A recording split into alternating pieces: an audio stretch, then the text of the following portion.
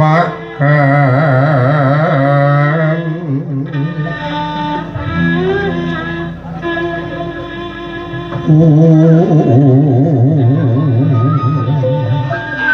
busana maneka warna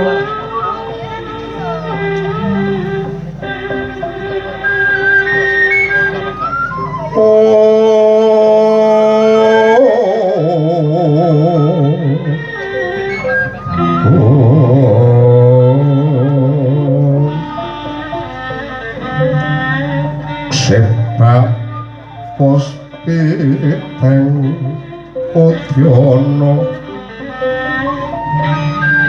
nyang panjrah kang sarwa Rama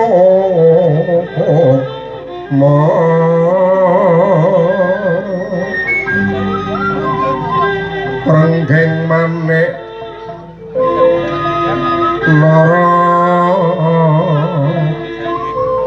Narawata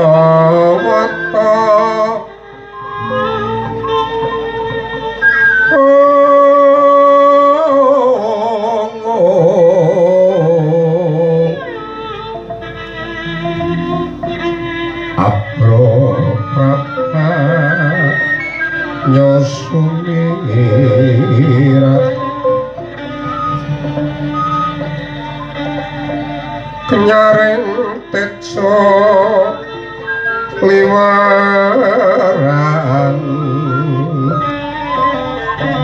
leki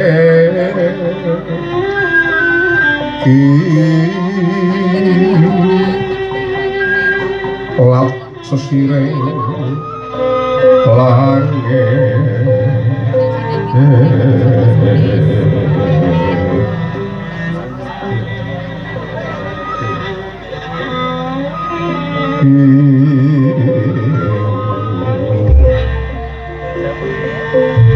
Wimbo kegondom rek winging katyucing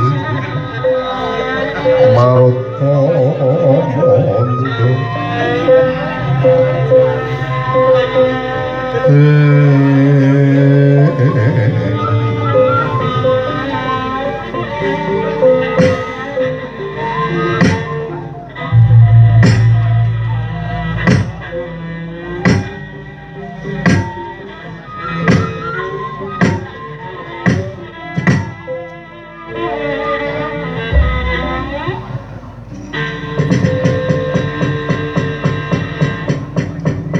hatap silaning kang samya nanggil Ranayaka Bupati Pangarsa anon-anon satindhiye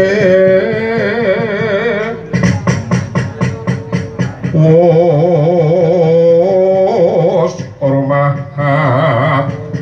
mangayun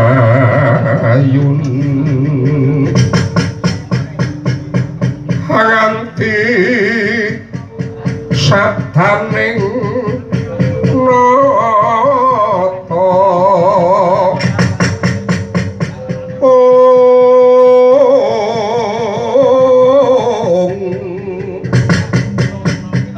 Karnantyase Prabu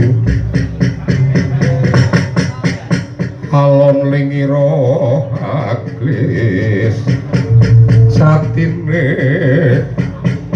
katining karsa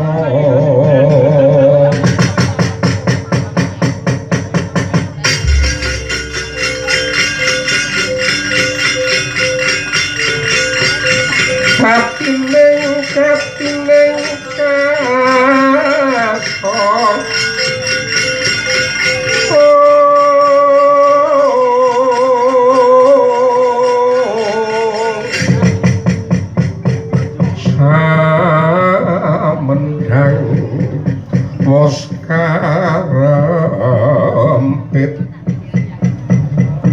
Sabda Brahmana Raja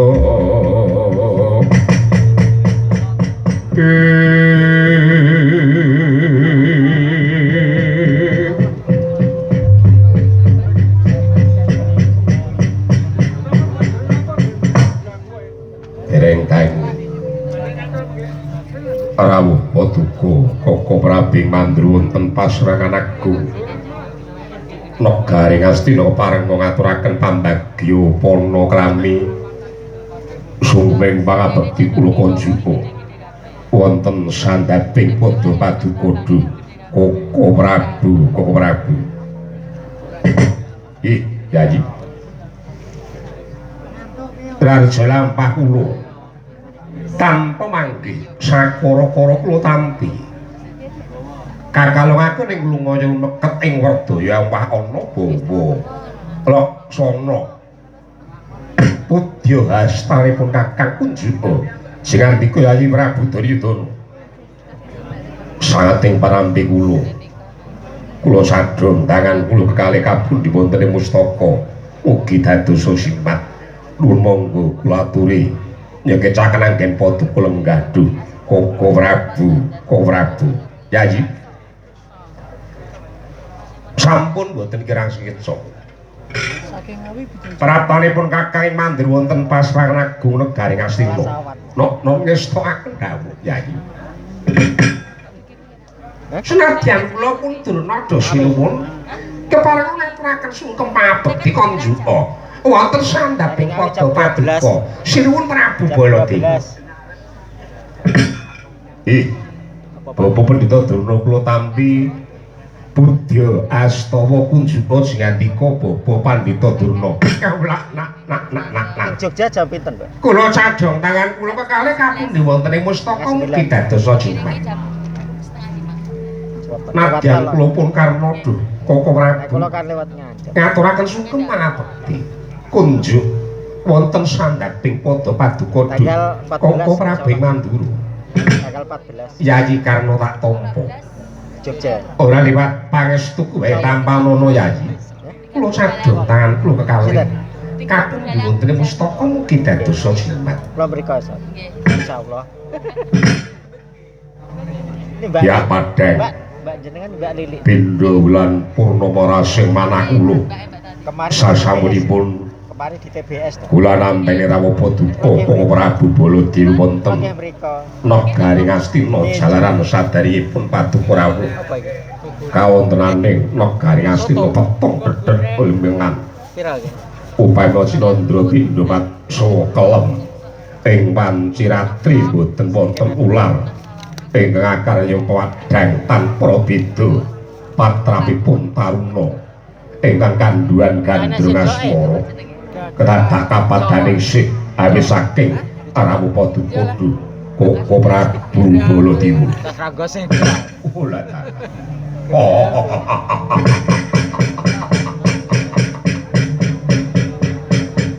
kalih Pak nyapa semanten anggen singandika ngluraken dhateng asmanipun pun Kakang ing Mandura maaf Mas Mbak kejaya wedharing sabda pratanipun Kakang ingkang Sinugata olah memanis sinu bagya ing tata krama kang sarta linu biran ing gegujek genging panung tanpa pamit wujudipun pakurmatan ingkang kasugataken wonten pasrakan agung negari Ngastina Yayi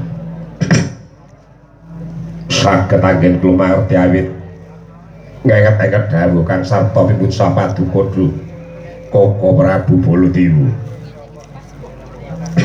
Yayi lajeng menapa ta sababipun nalika semanten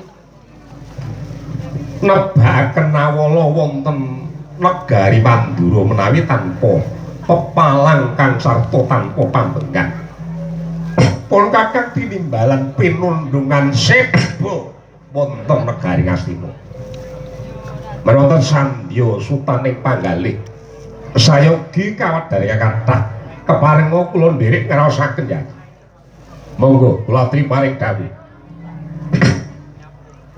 Oral nyapa Pak kula trima jikin paduka lenggah kepareng matur wonten ngarsa Paduka Koko Prabu non estuaken dawuh.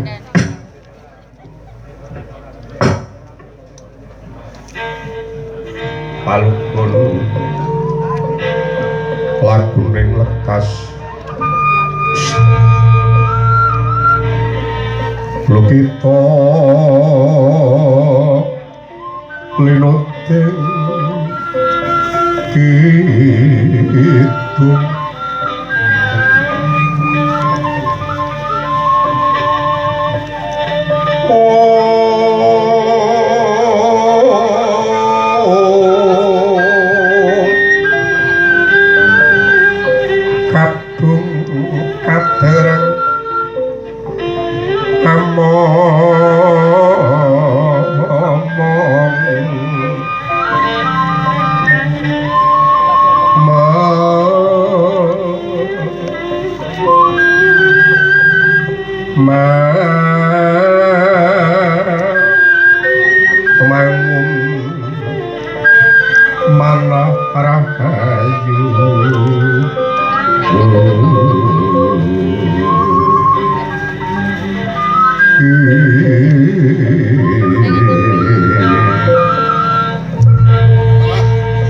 ayo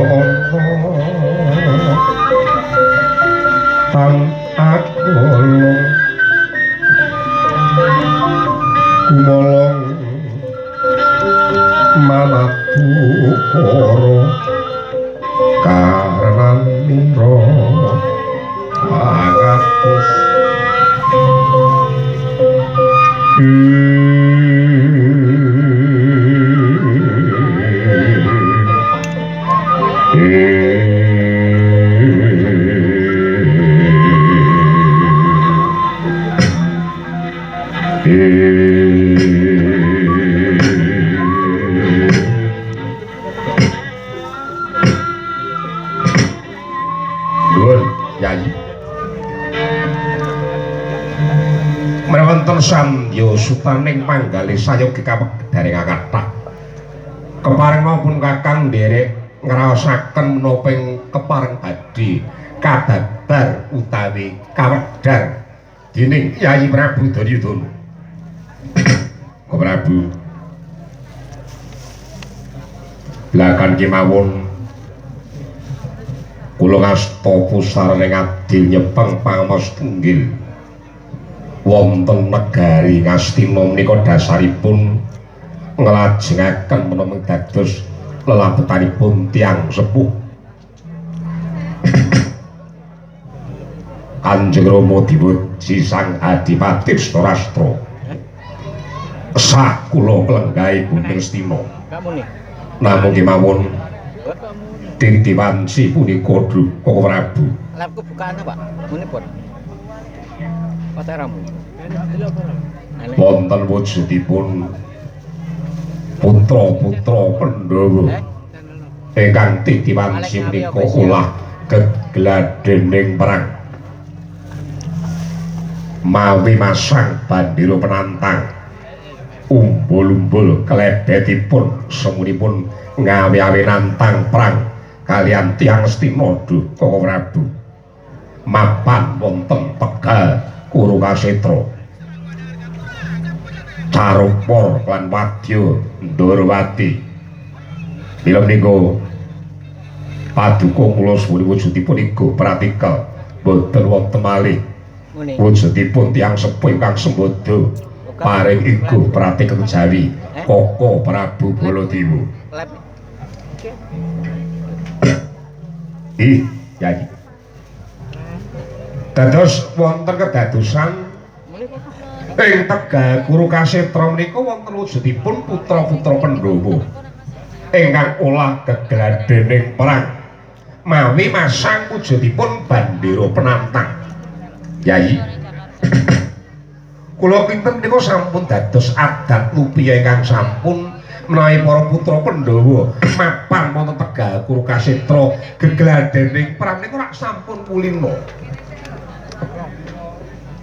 mawi masang wujudipun bandira penantang menika dasaripun boten nantang dhateng para Kurawa utawi panjenenganipun Yayi Prabu Duryudana. Namung masang bandira penantang nika dasaripun kadamel nyantusaken raga jalaran prajurit ingkang olah gegladhening perang. Menika kadamel njageni mbok menawi wonten mengsah saking jawining rangkah ngepar badhe ngrabosa negarinipun. Mila lekasipun putra Pandhawa menika kula kinten mboten perlu dipun penggalih, mboten perlu dipun gagas, turta malih mboten wonten tandha-tandha. Mboten wonten tandha-tandha kepareng badhe ngendhe kamukten negari Ngastina. Turutan, Pak. Turutan. Wong tuwa kedah jembar segarane. Kebak rasa sabar. Wong sabar narima niku kekasih Gusti kang akarya jagat. Mila sampun agi-agi nampi wujudipun hambek wadul dados pemimpin utawi pejabat teras pejabat dhuwur niku nek gampang nampa palaturane hambek wadul mboten wurung badhe rusak kawontenanipun negarinipun. Namung raos manah kula boten trima. Lajeng wekasanipun kula ngempalaken pinten-pinten Narendra ing pangangkah betengi negari Ngastina. Tuladhanipun menika Prabu Manik Maninten saking Pura Kencana.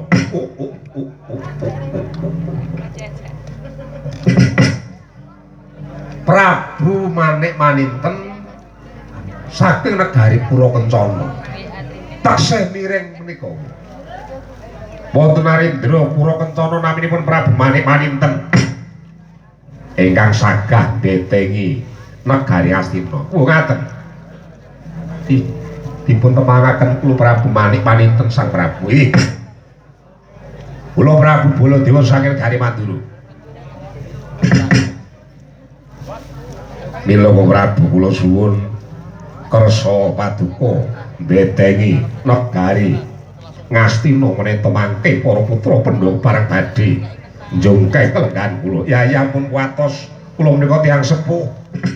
Namung kedadipun gagas langkung rumiyin sampun agi-agi nandhukaken raos dukung bareng badhe ngawontenaken perang kaliyan para putra-putra Pandhawa Yayi. Geger jroning pasewakan Turutan, Jen. Prawadya Yosa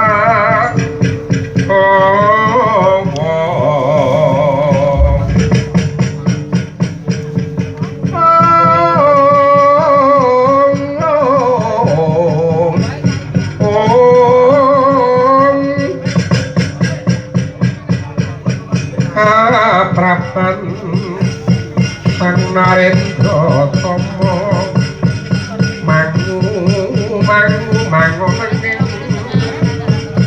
lerwusing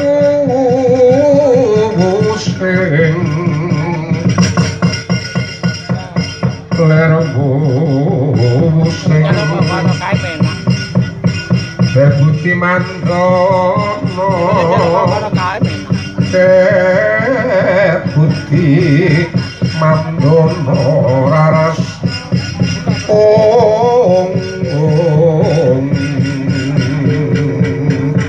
Satya Lesmana ngantos purna sabaripun Prabu Duryudana kedadak ketuka geger jaba pratane putra Pandhawa Raden Wisanggeni kadheraken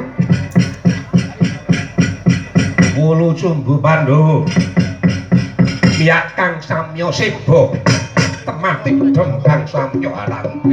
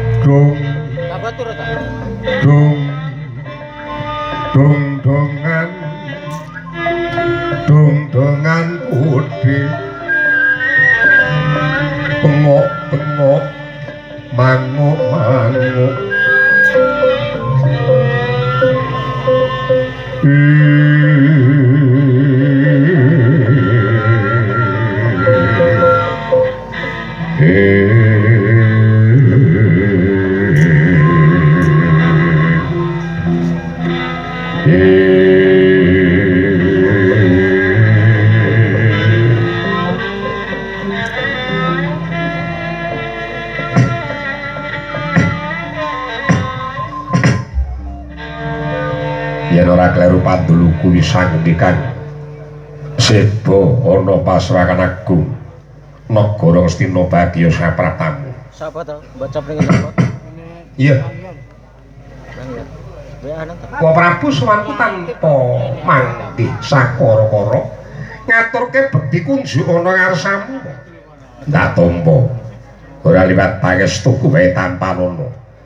Tak cadhong tan loro tak pundi ana mustaka dadi jimat. Wa Prabu Baladina ngaturake sungkem pangabekti kunjuk. Ya kula tak tampa. Ora liwat pangestuku bae tanpa nono. Tak pundi dadi jimat. Eyang Durna ngaturke sungkem pangabekti kunjuk. Wah, iya muridku misangkeni. Ndak tampa pangabektimu yen ana luput ora dadi apa. Pangestuku bae tanpa nono ya ngger muridku. Tak cadhong tan loro tak pundi ana mustaka dadi jimat. Kula pun Petruk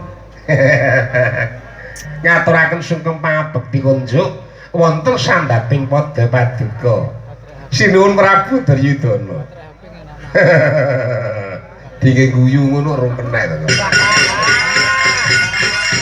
Ampun Pak. Iki digawakne. Ndak tampa. Ora liwat pangestu Tampanono.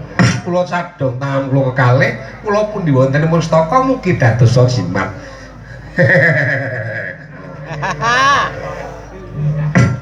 Kula ngaturaken bekti kanja siwun wonten sandhaping padha paduka Gusti kula Sang Prabu Duryudana. Ya Bagong tak tampa pangestu Tampanono. Kula pundi dados jimat. Kepenak nang mlungguh. Wis tangan dawuh. Apa mulane tekamu ana negara Ngastina tanpa nganggo pariwara sadurunge pisanggeni diagi blakakno ya upamana tembungku sing kleru ora condong utawa ora naca ki karo penggalihe Prabu Duryudana sing gedhe pangapuramu jalaran arep dikaya ngapa aku teko kene iki minangka dadi pengawakane putra-putra Pandhawa. Dadi menungsa kedulungan lali eling lan luput. Kok upama luput nggonku matur sak mestine mergo aku iki menungsa lumrah. Kejaba pisan ngerti kawulujengane Prabu Ngastina angka loro rasa kapang kang ora kena sinayudan kepengin nyawang kaendahan gelaring negara Ngastina kang triwigati tegese kang angka 3 sowan pangabiyantara magepokan karo karepe para putra-putra Pandhawa ingkang titiwanci dina iki mapan ana Tegal Kurukasetra olah gegladening prang dasare kanggo nyentusake raga njagani mbok menawa ana trubusane musuh kang bakal ngraboso marang negara Ngamarta.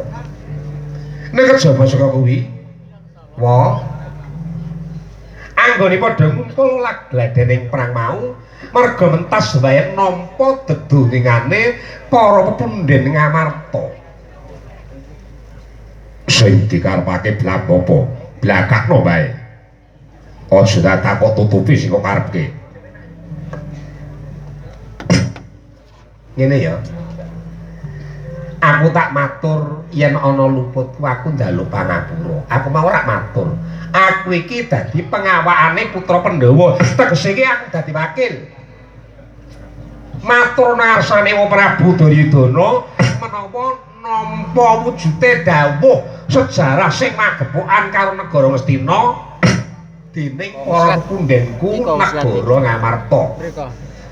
Ceke kono ketoke. Manut katerangane para ceke bagian ketoke mono. Jarene negara Ngastina kuwi ingkang menang napa utawa hak duweni negara Ngastina kuwi para Pandhawa dawuhe iki ngono. Dadi dasare mau merga saka sejarah sing tak tampa dawuhe para pinter. Mono streo gak gaduh.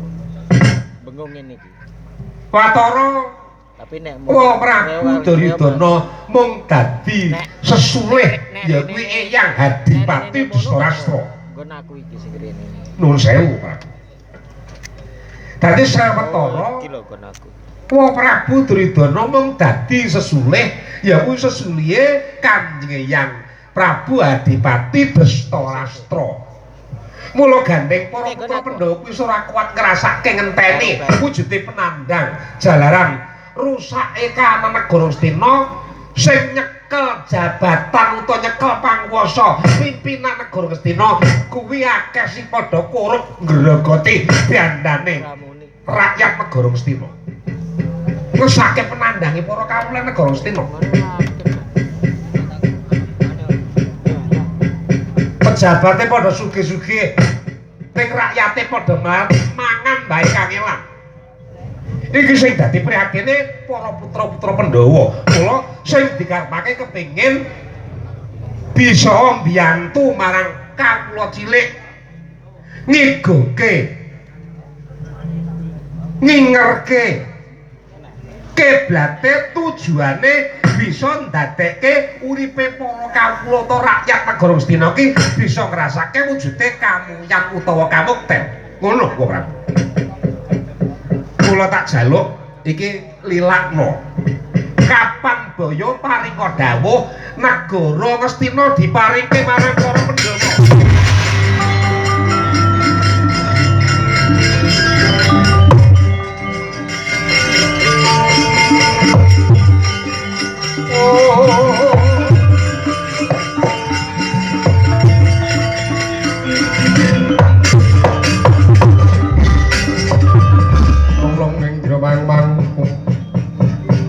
Kanduan remang leleno tanpa kanen yen tan tulus